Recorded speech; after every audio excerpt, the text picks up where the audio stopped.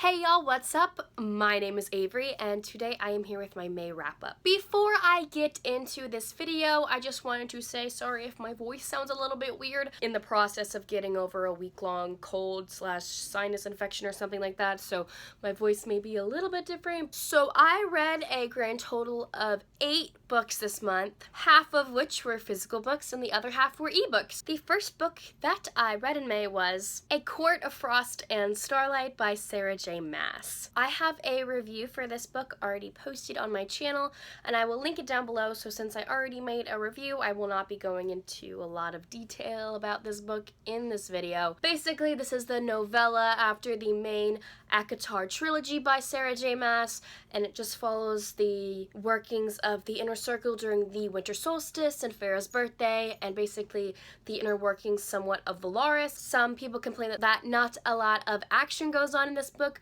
which that is correct, but I overall enjoyed it, and if I really enjoyed a book and I had a great time reading it and I enjoyed the story, I'm gonna give it a 5 out of 5 stars, so that's what I did in this case. The second book that I read in May was Lauren's Barbarian by Ruby Dixon. I listened to this as an audiobook on Audible and I really enjoyed this one. This is a sci-fi paranormal romance. So this story is basically about Lauren, who is suddenly abducted by aliens. She then gets lost on the alien ice planet and then ends up washing on shore onto a tropical island in the middle of an ice planet. And it turns out the blue alien who pulled her out of the water is actually her mate. And also, being on this island does come with some difficulties, such as the fact that her alien mate does not speak English and she doesn't speak his alien language, so there's obviously a language barrier there. And also, the entire island is actually a volcano. So it's basically their story with trying to connect and possibly escape the death trap of this island. Also, I know that this cover is really bad. That's what I thought going into the book. Like, I don't think I'm gonna like it because look at this cover. Probably one of the worst covers I've ever seen. But I really enjoyed this story, okay? The narrators in this book did a really good job. It was dual perspective, so we had like a male and a female, and the male was like so good. He sounded like a brooding, sexy alien. It's one of my highest ranked like mated books that I like really enjoy, so I highly recommend this one if you're into like sci-fi romance. And I gave this book a 4 out of 5 stars. The third book that I read in May was Point of Retreat by Colleen Hoover. This is the second book in the Slammed trilogy. I want to say trilogy. I think there's only 3 books out. I'm not really going to go into specifics about this book since it is the second in a series. Just a little brief summary is that Slammed is all about this girl named Lakin who travels cross-country to a new city, meets sexy neighbor boy Will Cooper, who is very much into slam poetry, and they really want to be together, but they somehow can't. So you have to figure all that out by reading the first book. But this is just a continuation of their story. I enjoyed it somewhat. I gave it a 4 out of 5 stars. It wasn't like Slammed where I really enjoyed it though. I honestly think it's because it was told in Will's perspective, and I was so much used to Lakin from the first book, so that threw me for a loop there. Overall, like, I think a bunch of the conflict in this book could have been resolved way earlier if the two characters would have just sat down and talked. And that didn't happen, so. The fourth book that I read was Elizabeth's Wolf by Laura Lee. Special Forces soldier Dash has given up all of his will to live until an innocent letter from a little girl brings him back to life. Cassie writes to him every week, strengthening the resolve to recover from the devastating loss of his whole entire unit. But when the letters suddenly stop, Dash instinctively knows that Cassie and her mother are in grave danger. Elizabeth and her daughter Cassie are on the run from a dark and bloody past that refuses to let them go. The stakes are way too high for Elizabeth to fall for a dark, tall, handsome stranger that just walked into her life. But now more than ever, she needs help. Saving his mate and her daughter calls Dash's beast to the forefront and transforms the lone wolf into the alpha protector. He becomes Elizabeth's wolf. So overall, I generally enjoyed this story. I gave it a 3 out of 5 stars. It was okay. It was kind of a paranormal romance that I was confused a lot throughout, so that had to do with me talking stars, just because this is kind of a part of a series, and I didn't know that. In the bookstore, this was the only book there out of like the 35 book series. And I was also kind of confused going in, because you kind of think that by the cover and by the synopsis that like he's a werewolf shapeshifter or like a wolf shapeshifter. That's not what he is. He just has like a wolf gene in him to make him like wolfy. I don't know. He doesn't turn into an actual wolf. He just like has wolf senses or something like that. That was surprising too, because I thought he was actually going to turn into a wolf at some point, and that never happened. So overall, it was cute. I loved the romance, except for the fact that he was a little bit too primal at times, and that kind of made me a little bit cringy.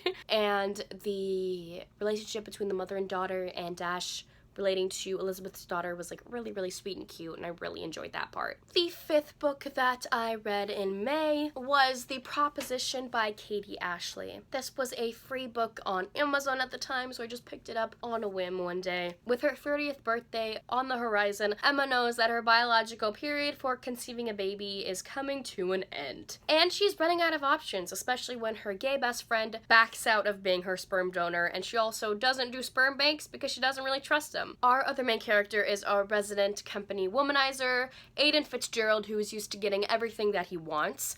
But during an office Christmas party, when he hits on said Emma, she refuses him, and ever since then, he's just wanted her. So after he hears Emma's predicament, he comes up with a proposition that could benefit the both of them. This is actually the first in a series. It was kind of like a cliffhanger at the end of this book, and I haven't picked up the next ones, so I don't know if I'm going to. I thought it was an okay book. I gave it a 3 out of 5 stars. It wasn't really a wow factor for me. I thought it would be super, super interesting because I love pregnancy books. When there's romance in there, I just love babies. So like, factor in the pregnancy in a book, I love it. The 6th book that I read this month was called Spark by Michelle M. Pillow. This was also a free ebook. Mining ash on a remote planet where the temperatures reach hellish degrees doesn't leave Cal, aka Spark, much luck for dating. But lucky for this hardworking man, a new corporation called Galaxy Alien Mail Order Brides comes to the rescue to help him find the girl of his dreams. But does it really matter that he lied on his application saying that he's not interested in a long-term relationship? That he's actually looking for some fast action. This book was very, very short. I think it would have been a lot better if it was spanned out longer and we got a glimpse into the time after the two love interests met. I don't know, it's just not really that good. There was like a whole ransom part where like some girl tried to like sell the main character girl out to get money. A lot of this book was just weird. So I gave it a 2 out of 5 stars. The 7th book that I read in May was Shy Girls Write It Better by May Sage. This was also another free book on Amazon. Cassie Franklin trips over nothing on perfectly flat surfaces every day, and she cannot seem to speak and look at her audience's eyes simultaneously. Cassandra Frank is the ultimate tease. Her words have aroused, intrigued, and captured the hearts of many readers. And somehow, these two are the same person. Hiding the fact that Cassie is an erotica writer isn't really a challenge for her. No one would ever think a person as plain as Cassie would ever even read something that scandalous. But one day, she makes a huge mistake. Carter Harris employs so many people he can't really recall any of their names. But strangely, he knows hers. She isn't an executive, she isn't sexy or otherwise notable, but the girl is cute. In a helpless, unique sort of way. He can't pretend to say she's ever crossed his mind. Though until the day he finds the manuscript she's been working on during her lunch hour. I liked this book somewhat. I ended up giving it a 2.5 out of 5 stars. I think my biggest complaint, which factors in a lot in this book, is that it is short to the fact where I was 70% through this ebook and the book was done. 30% of the novel was promoting other novels, whereas I thought that percentage of the book could be wisely more used to actually go towards the novel. Like, it ended so abruptly, and I hate that in books. I do not like that in books at all. I really enjoyed this story, but it needed more. Like, the ending was just, like, nothing. I was so frustrated. The 8th and final book that I read in May was Uprooted by Naomi Novik. I hauled this book in my last book haul, and I got a lot of comments talking about how people want to read it so badly or that they've heard such good things about it, so I was really excited to read this one. Agnieszka loves her valley home in a quiet village, but the evil wood stands at the border of her village with its malevolent power casting a shadow over her life. Her people rely on the cold-driven wizard known as the Dragon to keep the wood's dark forces at bay, but he demands a terrible price for his assistance. Every 10 years, a young woman must be handed over to him without question. The next choosing is fast approaching, and Agnieszka knows, well, everyone knows, that the dragon will pick Kasia, brave, beautiful, gorgeous Kasia, who is also Agnieszka's best friend. And unfortunately, there is no way to save her. But when the dragon comes, it is not Kasia he chooses. I really enjoyed this book. I ended up giving it a 4 out of 5 stars, not a 5, just because it took me such a long time to get through it, because it is very fantasy driven, and I haven't read one of these very fantasy-based books in a while, so it took me longer than normal to read this book. I also wanted to say I love the romance in here. There's full of angst. The dragon is freaking hilarious. And also there's just great representation between female-female friendship. I love seeing Agnieszka grow as a person and like helping the overall, is it country? Land? I don't know. There's a lot of places talked about in this book that was also kind of confusing, so that there's so many places talked about in this book. Also, the magic system in this fantasy book was great. I don't want to spoil anything, but like, it's great, okay?